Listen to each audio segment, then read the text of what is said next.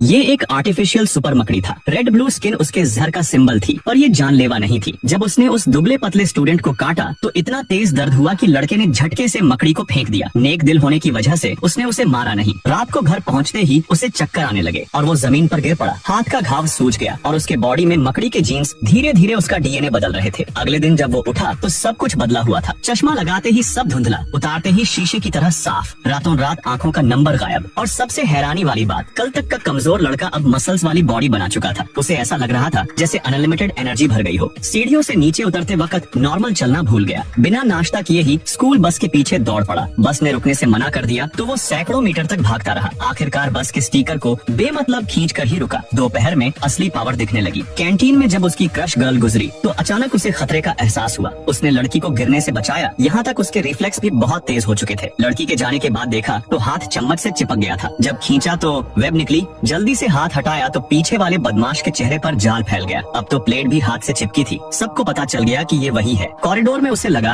अब वो सेफ है, पर बदमाश गुस्से में आ रहा था। तभी उसका स्पाइडर सेंस एक्टिव हुआ। उसके शरीर के छोटे छोटे बालों ने हवा की हर हलचल को पकड़ लिया। पेपर प्लेन, मक्खी का भिनभिनाना, थूक वाला पेपर बॉल और स्लो मोशन में आता हुआ एक बड़ा मुक्का। पहला मुक्का डॉज किया, दूसरा भी। असल में बदमाश का हर अटैक उसे स्लो मोशन में दिख रहा था। पीछे से हुए अटैक को सेंस करके बैक फ्लिप मारा। बदमाश ने फिर अटैक किया तो उसने उसका हाथ पकड़कर एक ही मुक्के में मीटरों दूर फेंक दिया। सबके ओहो चिल्लाने के बीच वो लड़का खुद को सुपर हीरो समझने लगा। पर कुछ लोगों की शक भरी नजरों ने उसे एहसास दिलाया, ये पावर शो ऑफ नहीं, जिम्मेदारी है। अभी ये पीटर पार्कर नहीं जानता था कि ग्रेट पावर के साथ ग्रेट रिस्पॉन्सिबिलिटी आती है। वक्त के साथ वो सीखेगा और बनेगा असली स्पाइडरमैन। एक जबरदस्त सोलर फ्लेयर ने धरती के ओजोन लेयर को पूरी तरह साफ कर दिया। अब सूरज की तेज अल्ट्रावायलेट किरणों के नीचे इंसानियत लगभग खत्म हो चुकी है। लेकिन फिंच, जो पहले से ही बेसमेंट में छिपा हुआ था, बच गया। अब वो और उसका वफादार कुत्ता अकेले इस उजड़ी हुई दुनिया में जी रहे हैं। उसे लगा था कि जिंदगी के बाकी दिन इसी शांति में गुजर जाएंगे, लेकिन बाहर खाने पीने का सामान ढूंढने जाने की वजह से उसकी सेहत दिन ब दिन बिगड़ने लगी। अपनी मौत के बाद कुत्ते की देखभाल के लिए उसने अपने दिमाग का पूरा जोर लगाकर एक रोबोट बनाया। उसमें कुत्ते की देखभाल से जुड़ी सारी जानकारी डाल दी। लेकिन रोबोट को काम करने के लिए अभी भी एक चीज की जरूरत थी, आंखें। वक्त कम था, इसलिए फिंच ने अपने मशीनी कुत्ते को बुलाया। बेचारा मशीनी कुत्ता खुश हो गया। उसे लगा मालिक उसे किसी नई जगह पर साथ ले जाने वाले हैं। लेकिन उसने कभी सोचा भी नहीं था कि मालिक उसके सिर की तरफ हाथ बढ़ाएंगे। फिंच को भी दुख हुआ, लेकिन उसने मशीनी कुत्ते का करंट बंद किया और उसका सिर पकड़कर आंखें निकाल ली। मशीनी कुत्ता सिर झुकाए खड़ा था, जैसे कह रहा हो, मैं अपना कर्तव्य पूरा कर चुका हूँ मालिक। फिंच ने खुद को संभाला और वो आंखें रोबोट में फिट कर दी। इस तरह बेसमेंट में एक आम रोबोट का जन्म हुआ। इसके बाद फिंच ने रोबोट के दिमाग में रोबोटिक्स के 3 नियम डाले और एक एक्स्ट्रा नियम, कुत्ते की भलाई सबसे जरूरी है। जब रोबोट ने इसे सही सही दोहराया तो फिंच को तसल्ली हुई, लेकिन खुशी ज्यादा देर नहीं टिकी। अचानक बेसमेंट की लाइट बंद हो गई। फिंच ने जल्दी से अपना प्रोटेक्टिव सूट पहना और छत पर जाकर विंड टरबाइन ठीक कर दी। लेकिन जैसे ही वो नीचे आया, उसने देखा आसमान में घनघोर काले बादल उमड़ रहे थे और उनके साथ एक जबरदस्त सुपर स्टॉर्म आ रहा था। रोबोट के डेटा के मुताबिक ये तूफान 24 घंटे में यहाँ आ जाएगा और पूरे 1 महीने तक चलेगा। लेकिन उनके पास खाने पीने का सामान सिर्फ 3 दिन के लिए ही था। अब जिंदा रहने का एक ही तरीका था, वहाँ जाना जहाँ फिंच हमेशा जाना चाहता था, सैन फ्रांसिस्को। लेकिन वक्त इतना कम था कि वो रोबोट का डेटा अपलोड पूरा होने का इंतजार भी नहीं कर सकता था। जल्दी जल्दी